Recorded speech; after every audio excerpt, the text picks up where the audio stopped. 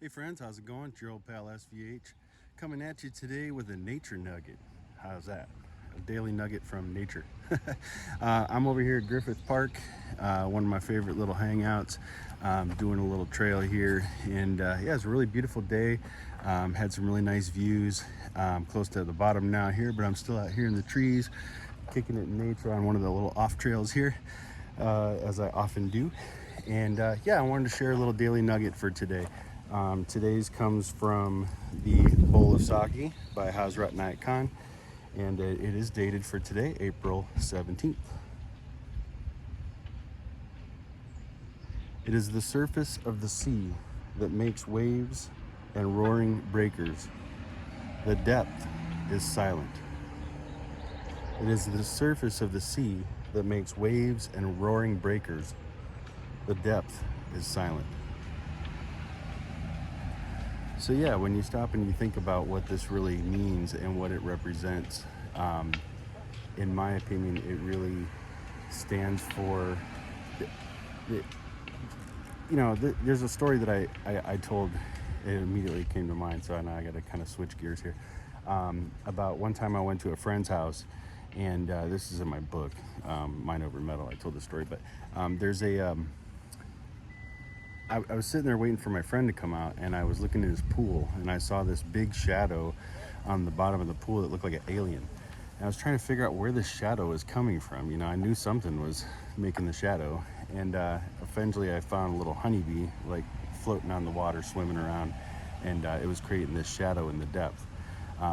And I got a lot of epiphanies from that. There's 3 or 4 different little insights that I go through in the story in the book about it. But it's just the interesting thing is that we think about all of this struggle and the things that we're dealing with, and all of the issues in life, and all the problems in life, and the COVID, and the lockdown, and the this and that, and to vax or not to vax, all these things like mask, no mask.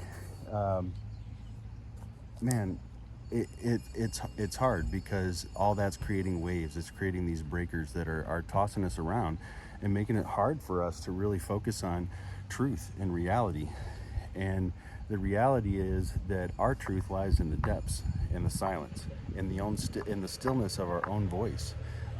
So within ourselves is that real divine thread that connects us to God.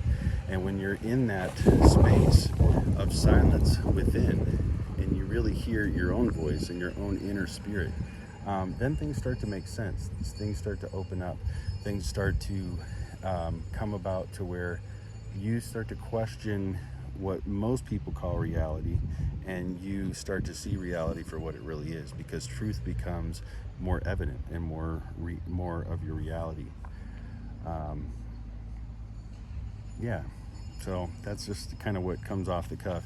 I also want to say too, I don't want to start any real controversy here, but the whole thing with the mask, I'm out here in nature. I'm on trails where I probably don't see anybody for, miles. And then, maybe 300, 400, 500 feet up the trail, you'll see somebody, and they'll duck around another curve or something. And if I do pass somebody on the trail, I'm 30, 40 feet away. And, I've been saying hi to a lot of people, and nobody says hi back. It's weird. It's so weird. Like, people just aren't friendly right now. And I'm trying to figure that out. And like, it's a beautiful day in nature. You're out here breathing in fresh air, hopefully. And then it kind of dawned on me, well, that's the problem. You're not wearing a mask, and they're all wearing masks. And, when you think about nature, you think about trees, okay? You breathe out bad oxygen. You breathe out the germy, toxiny, breath. And the trees here, lovingly breathe that in, and they purify it, and they cleanse it, and they give off oxygen that you then breathe in. So to me, the logic of being out here in nature, where you're very socially distanced, it doesn't make sense to mask up when you're supposed to be breathing in this fresh air that God's given you. And there's a lot about this mask mandate. A mandate isn't a law. It's not a rule. It's something that someone's, asking you to do and requesting that you do, and they put it in the form of a requirement, but it's not required. And so when you challenge that, you'll get some eyebrows raised, but it's true. It's not a law. It's not something that, you're not forced to wear a mask when you're out in nature, just because there's a mask mandate.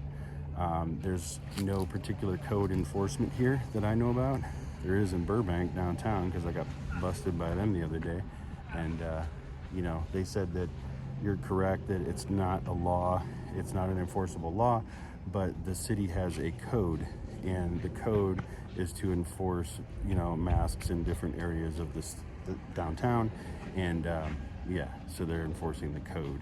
So I guess the code of a city supersedes constitutional law, but also just common sense, in my own opinion. And again, I'm not anti-masking here. I'm not trying to down anybody for doing it, but I just noticed that that's why I wasn't getting any responses when I was saying hello and being friendly to people, is because I'm not wearing a mask out here in the woods, and people are mad at me for that, and I just don't understand. And when you look at the way the masks have been presented, first they said no, we shouldn't be wearing masks. It should only be